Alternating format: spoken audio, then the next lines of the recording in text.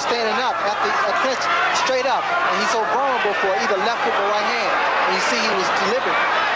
Ooh, good body punches by Davison, but he missed with a right to the head.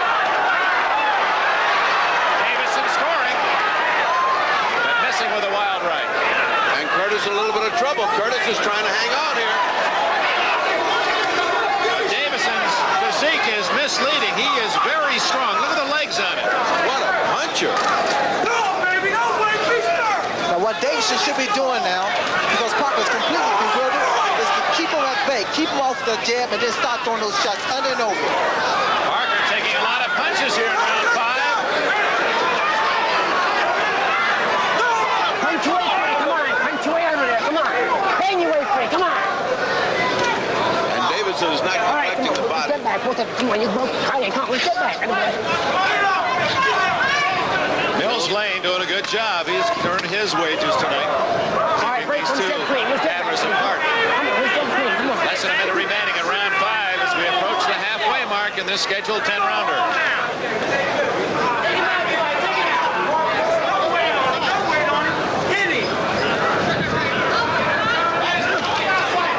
Curtis Parker not nearly so aggressive after those heavy body shots and uppercuts. He just walked into another good left hook from Davison. All right, one step back. Come on, come on, Parker. One step back. Come on. Come on, one step back.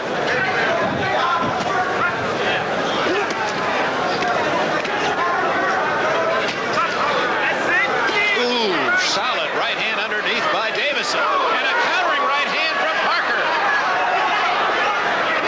Ooh, a good right again by Davison. Best round of the fight. Both been landing, and Davison the final flurry. Friday Night Fights will be right back after these messages from your local station.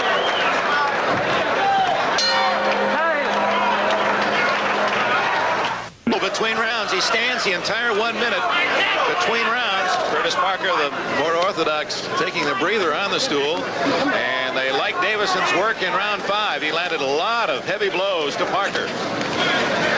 The 5th round, you saw Davison begin to get more leverage now. His punches are a lot cleaner, sharper, and more crispier now. It's almost as if he got his timing, and now he had it together, and he's punching just where he wants to. Well, he knows where to find Parker. He's usually straight in front of him and bearing in. And he's really hurt him with those blows inside, uppercuts to the body. That's created some respect from Parker. Well, the kind of fighter Parker is, I'm surprised that he's not doubling his punches up more inside, because this is the only way he's going to slow Davison down.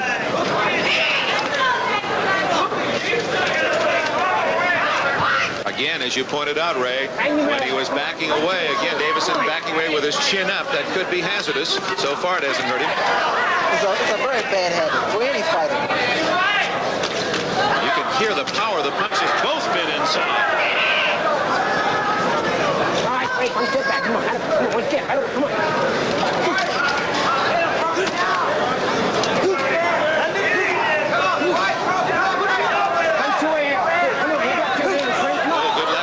By Parker, that Frazier under and over style, halfway through round 6. Davison should be doing this. There's no reason for him to be mauling and pushing and pulling. He's going to get his head hit, and he's going to get cut this way, right? It's very easy to get cut, because both guys have their heads tucked in, and it's very dangerous, very dangerous tuck.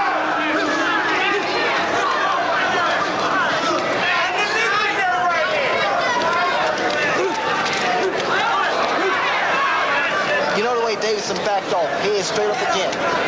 It's a very bad habit. Great right hand by Davison. Another great right uppercut.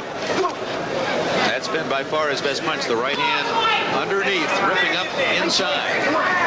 That's the punch that Davison should continue to throw. The uppercuts, which will slow down Parker.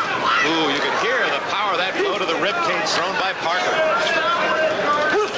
Parker much busier this round than he's been the last 2, because Davidson's let him do this mauling, brawling kind of fight. Both men unbeaten. Parker of Philadelphia, Davison of Detroit. Both feel that within the next 6 to 9 months they deserve a shot at the middleweight championship. No knockdowns thus far, and we've all but completed 6 rounds. you're free. Come on, punch your way out of there. Come on.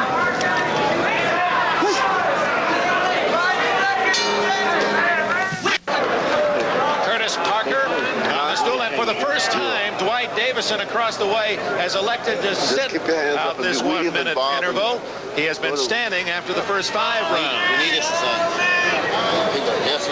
Luther Burgess in the corner of Davison. Here's replay. We go back 2 rounds to round 5. This is a round that Davison landed that very clean and straight right hand. There it is. It's a beautiful shot. Didn't seem to bother Parker, and both men ready as they answer the bell. Round 7. No knockdowns. Parker out like a bull again, pressing the fight to Davison. They like Parker's effort in the 6th round, so based on the ringsiders, it is an even bout, 3 rounds apiece. How do you see it, Ferdy? I think Parker's a little ahead. How about you, Ray? I see it as Davison's throwing more blow. I think Davison's ahead. So Parker did come back strong. It's close with 4 rounds to go.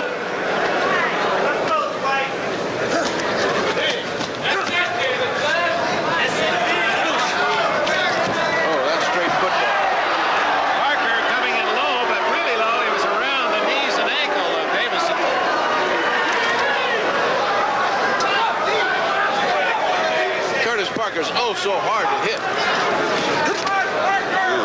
Left hand underneath by Parker. Come on, what's that back? Come on, break. Come on, We can pretty much expect this kind of fight from Parker. Coming straight in, boring and throwing body shots. The one thing about Davison, he should give a little more angle. Step to the side, pivot. That way we keep Parker off balance. Step over to the side, let the right hand fly and nail this guy, but he won't do it. He seems to be stuck on that one uppercut. Davison gets a lot of leverage on that right hand. Midpoint. Round 7. There's been no motion from Davison. He hasn't moved around. But he's capable of moving. He knows how big his legs, big and powerful his legs look. He seems to be content to fight Parker in his own trenches. Just measuring him with that left hand and just trying to set him up for the right underneath. 1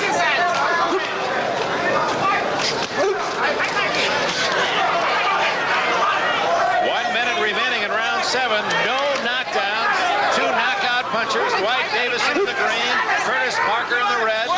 Both unbeaten. One ranked number 3, WBC Davison. Parker ranked 3rd in the WBA. Come on, you got 2 hands free.